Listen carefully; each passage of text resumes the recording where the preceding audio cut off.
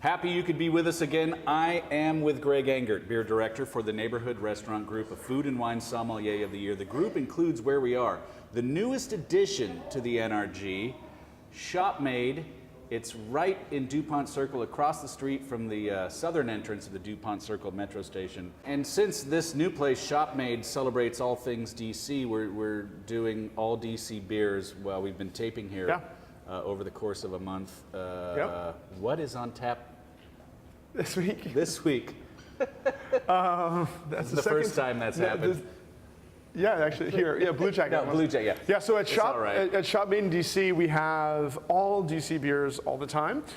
6 different DC beers: DC Brew, 3 Stars, Blue Jacket, Hellbender, and Atlas, of course, here. We also have a cider from Ancho, which is our local cidery in DC, so cool. And a draft cocktail from 1-8 Distilling, one of the many awesome distilleries we have in DC. And I also want to give a shout out to Small Plains, which is our coffee that we're utilizing here. It is roasted by the good people at Peregrine Espresso. You know, Peregrine's an amazing coffee shop that's been in DC for many, many years. They started roasting their own beans recently. It's called Small Plains, and actually Shop Made in DC is the first non-Peregrine outlet for that coffee. So right on. Really cool, lots of great things to drink here, including Atlas Dance of Days, which is on draft at Shop Made in DC right now. This is an American style pale ale, very crisp and quenching, light and refreshing. They brew it with a good amount of wheat, which lends to some of the haze and the kind of soft pillowy texture that you get. Aromatically extremely hoppy, but very light and crisp and juicy on the palate. These guys make good stuff. I mean, the Common, I really like. I've never had this before. It's tasty. Very Common, tasty. they had the first, I think, was it Atlas? Yes, that had the first DC beer at Nats Park. Yes, the first beer brewed specifically for, right. And the 1500 cap lager. I've been to their place. Nice guys. Another good place to visit in addition to totally. In Ivy City. DC Brew a couple of weeks ago we did, and 3 Stars. 3 Stars last week. Yeah, I mean, Atlas is. They've really pushed the envelope too for their tasting room. They did a huge expansion. It's beautiful. Ivy City is an up-and-coming neighborhood that's got a lot of really cool stuff going on there. They got the smokehouse. Magnus Distillery is right next door, Joseph A. Magnus.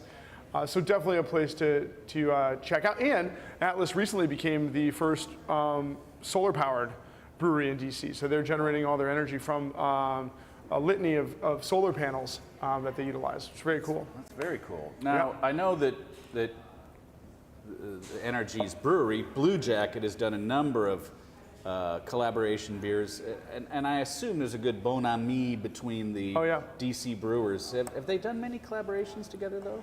Yeah, well, we've done collaborations with DC Brew, for sure.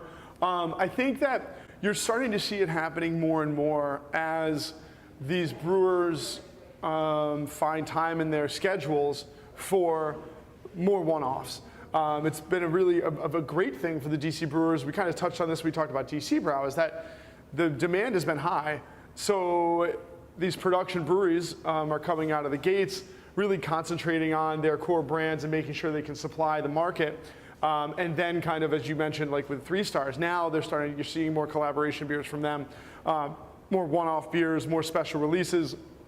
Same thing with Atlas and DC Brew and stuff. So yes, while there has been a good amount of collaboration going on, I expect to see more in the future. And every year for DC Beer Week, all of the DC brewers come together, of which there's actually 10 different breweries in the city right now, to brew a special collaborative brew called Solidarity Brew every year. So that's the mega collaboration we always do.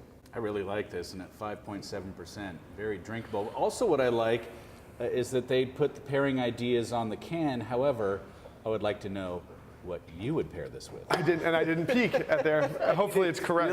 Let's see. Captain Crunch? Captain Crunch? No. Cookie Crisp? Cookie. We have, wow.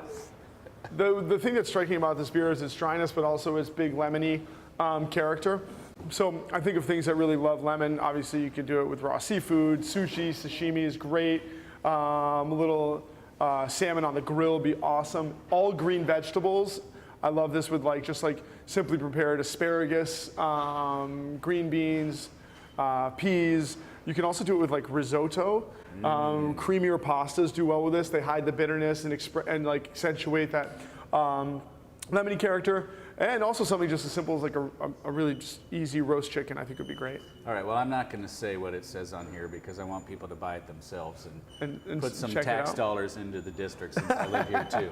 Greg, thank you as always. Thank you. Everyone, please always do drink responsibly and be sure to bring your thirst next time for another Beer of the Week.